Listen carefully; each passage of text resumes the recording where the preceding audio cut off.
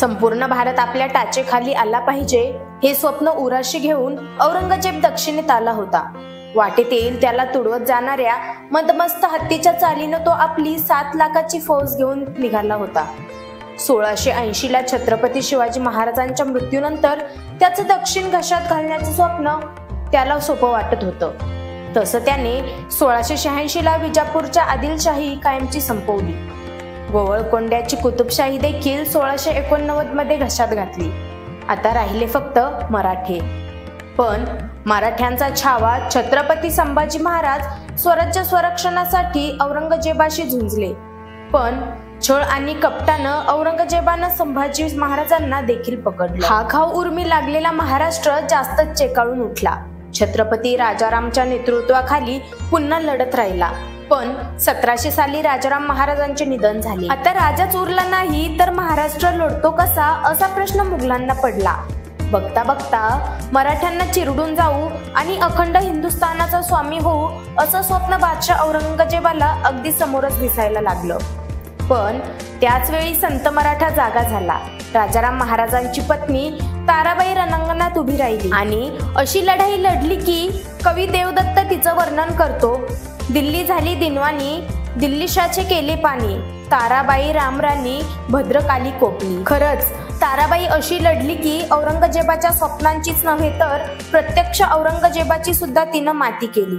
स्वराज्याचे सरसेनापती हंबीरराव मोहित्यांची ताराबाई ही आणि साक्षात छत्रपती शिवाजी महाराजांची सून, त्यामुळे वयाच्या 25व्या वर्षी 1700 साली वैधव्य आलं तरी ताराबाई डगमगली नाही। त्यांनी आपला 4 वर्षाचा मुलगा दुसरा शिवाजी याला गादीवर बसवलं। सेनापती धनाजी जाधव, नेमाजी शिंदे, शंकराजी नारायण, कान्होजी आंग्रे, रामचंद्रपंत अमात्य या स्वराज्याच्या शिलेदारांना सोबत घेऊन पुढच्या लढाईची तयारी करू लागली। औरंगजेबाचं सैन्य मैदानी होतं आणि इथं त्यांची गाठ सह्याद्रीशी होती। त्यात लाखांचं सैन्य असणाऱ्या औरंगजेबाच्या लवाजम्यात मराठ्यांच्या सैन्यासारखी चपळाई नव्हती। याच गोष्टीची ताराराणी यांनी उपयोग करून घेतला। माती कुंठित करणारा वेग आणि अक्कलगुंग करणारी चपळाई म्हणजे गनिमी कावा हे मराठ्यांचं बळ होतं।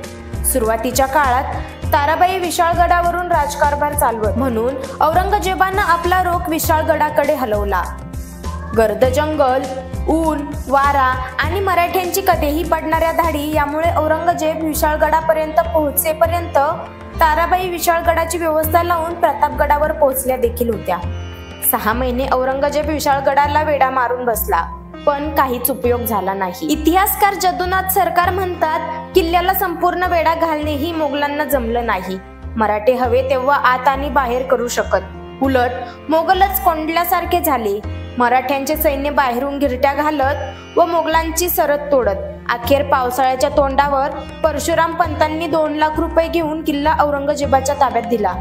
आणि अशा किल्ल्याचा औरंगजेबाला काहीच उपयोग होत नसे, कारण मराठे हाच किल्ला रातोरात परत घेत आणि पुन्हा मोगलांना थकवून टाकत। याच काळात मराठे औरंगजेबाला हिट अँड रन पद्धतीने खेळवत। बादशाह सोलापूर, मिरज या भागांतून दक्षिणेकडून मराठ्यांवर चालून आला तर मराठे उत्तरेला मुसंडी मारून बसले। नेमाजी शिंदे यांनी मावळ भोपाळपर्यंत मजल मारली, मुघल साम्राज्याचा लटका तोडला। सेनापती धनाजी जाधव यांनी आपल्या 15,000 सैन्यासह गुजरातमध्ये अहमदाबादची लूट केली। मुघल सुभेदार हमीद याला कैद केलं। बादशाह कंटाळून मग उत्तरेत आला। पुणे, सिंहगड, राजगड, तोरणा यांना वेढा घालून बसला। 6 महिने हे किल्ले मुघलांना मिळत नाही। शेवट पैसे घेऊन मराठ्यांनी हे किल्ले सोडले। पण बादशाह उत्तरेत असताना मराठे दक्षिणेत कोल्हापूर, मिरज, सोलापूर, कोकण, विजापूर पर्यंत मजल मारत। बादशाहच्या लाखोंच्या सैन्यात मराठ्यांची ही चपळता नव्हती। मराठ्यांचं राज्य जिंकायला हा औरंगजेब आला होता, पण मराठ्यांचा एक किल्ला ताब्यात घेईपर्यंत मराठे गुजरात प्रांतात पोहोचले। मुघलांचे जिल्हे जिल्हे उद्ध्वस्त करीत तेव्हा औरंगजेब संतापून उठे। त्यात कोकणातून घाटावर आणि घाटातून कोकणात जाताना त्याच्या औरंगजेबाच्या दरबारी असणाऱ्या खाफी खानने या मुघलांच्या अत्यंत दयनीय परिस्थितीबद्दल आपल्या मुंतखाब अल लुबाब या पर्शियन ग्रंथात लिहून ठेवला आहे। 1706च्या शेवटी औरंगजेबाच्या प्रकृतीत जास्तीच बिघड झाला। मराठ्यांबरोबरच युद्ध त्याला जड गेलं होतं. त्या 90 वर्षाच्या बादशाने असा चिवटपणा त्याच्या हयातीत कधी बघितला नव्हता. म्हणून त्याने आपल्या बहिणीला लिहिलेल्या एका पत्रात आपला पराभव मान्य केला होता. मराठ्यांना संपवण्याची त्याची इच्छा मात्र त्याने सोडली नाही. हळूहळू तो या लढ्याच्या मुख्य भूमीपासून दूर नगर औरंगाबाद या दिशेने गेला आणि अखेर 20 फेब्रुवारी 1707 ला औरंगजेब महाराष्ट्राच्या मातीत गाडला गेला. विचार करा, 32 वर्षाच्या ताराबाईने या हिंदुस्थानाच्या सर्वात मोठ्या बादशाला संपवलं होतं. वय फक्त 32, स्वराज्याचं संकट कायमचं टळलं होतं. आपल्या 26 वर्षाच्या दीर्घ कारकिर्दीत औरंगजेबानं मराठ्यांचा जो काही भूभाग जिंकला होता तो ताराबाईने फक्त पुढच्या 6 महिन्यातच परत मिळवला. पुढे मराठ्यांनी दिल्लीवर धडका दिल्या. दिल्लीच्या बादशाला बुद्धिबळाच्या पटावरील प्याद्याप्रमाणे हलवण्या इतपत मराठ्यांनी मजल मारली. पण हे शक्य झालं स्वराज्य वाचलं म्हणून.